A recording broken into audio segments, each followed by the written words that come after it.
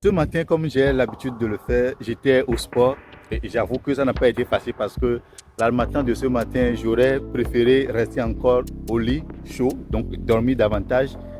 Mais je me suis quand même levé parce que c'est un cadeau que je m'offre souvent. C'est pour moi un cadeau que d'aller au sport. D'accord? C'est pas que j'aime le sport. J'ai compris tout simplement en fait que si je m'aime, si ma santé est importante pour moi, je n'ai pas à aimer le sport. Je sais tout simplement que c'est important si je veux être en bonne santé, donc je vais au sport. Donc c'est pas vraiment en fait par amour pour le sport que je vais au sport, mais beaucoup plus par amour pour ma personne que je vais au sport. Donc s'il vous arrive de vous dire que vous ne faites pas le sport parce que vous n'aimez pas le sport, vous avez maintenant la réponse. Donc on ne fait pas le sport parce qu'on aime le sport, on fait le sport parce qu'on s'aime. Mais il y a quelque chose qui s'est passé quand j'étais au sport. Il y a un monsieur qui m'a approché, qui m'a félicité pour les efforts que je fais parce qu'il n'y a pas assez de jeunes en fait qui ont conscience justement en fait, de certaines choses au point de se lever ce matin comme ça, sous la matin comme ça, et puis aller faire le sport. Et il me dit ce qu'il me souhaite, c'est que je puisse voyager, puisse aller en Europe l'année prochaine. Donc tout le souhait que lui a pour moi, c'est que je puisse voyager. Bon, lui, c'est ce qu'il me souhaite. Est-ce que je suis obligé d'accepter son souhait? Tout de suite, je savais que, étant donné que c'était une personne quand même un peu plus âgée que moi, je savais que je lui ferais plaisir si je lui disais Amen, Amen, Amen, Amen, Amen. Mais je vous assure que ça fait déjà un bon moment que je travaille sur ma personne pour me convaincre que je n'ai pas besoin d'un endroit spécifique avant de pouvoir devenir ce que je suis appelé à devenir. Je répète, je n'ai pas besoin d'être dans un endroit spécifique avant de pouvoir devenir ce que je suis appelé à devenir.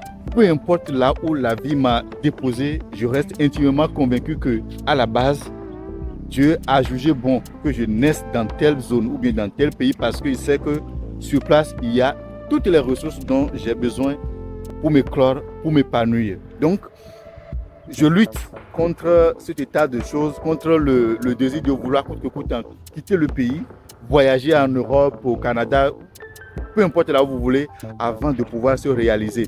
Et le souci, c'est que j'ai vu beaucoup de mes grands frères s'emprisonner dans ce chemin-là et de penser que tant qu'on ne quitte pas, on ne pourra jamais se réaliser, on ne pourra jamais s'épanouir. Il y a un grand frère que je connais par exemple, il a tout. Il a tout pour réussir et être heureux. Mais tout son argent, toute sa pensée, toute son énergie est mise dans le désir de vouloir un jour quitter. Ça fait maintenant 15 ans. Ça fait maintenant 15 ans. Il a déjà dépassé 45 ans. Et pourtant, son seul rêve, le seul rêve qu'il a, même si c'est pour aller nettoyer les toilettes des Blancs, c'est ce qu'il dit souvent, même si c'est pour aller nettoyer les toilettes des Blancs, il préfère aller en Europe. Et il faut qu'à un moment donné, nous commencions par réagir avec une certaine énergie par rapport à certaines choses qui nous maintiennent sur place. Ce rêve qu'on nous a vendu, que c'est uniquement en quittant notre pays que nous allons pouvoir réussir ou nous épanouir, il faut que nous commencions tout simplement en fait, par nous débarrasser de ce rêve.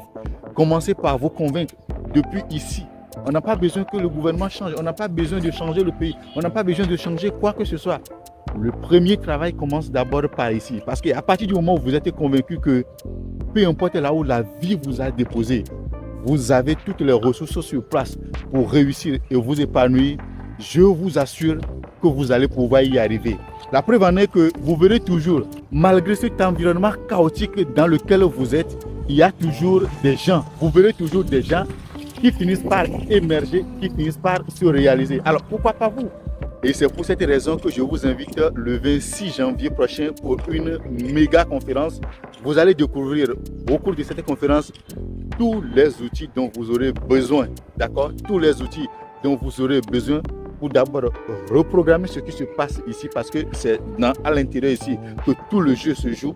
Vous aurez donc tous les outils dont vous aurez besoin pour écrire une nouvelle histoire, une nouvelle expérience en 2025. Donc rendez-vous le 26 janvier.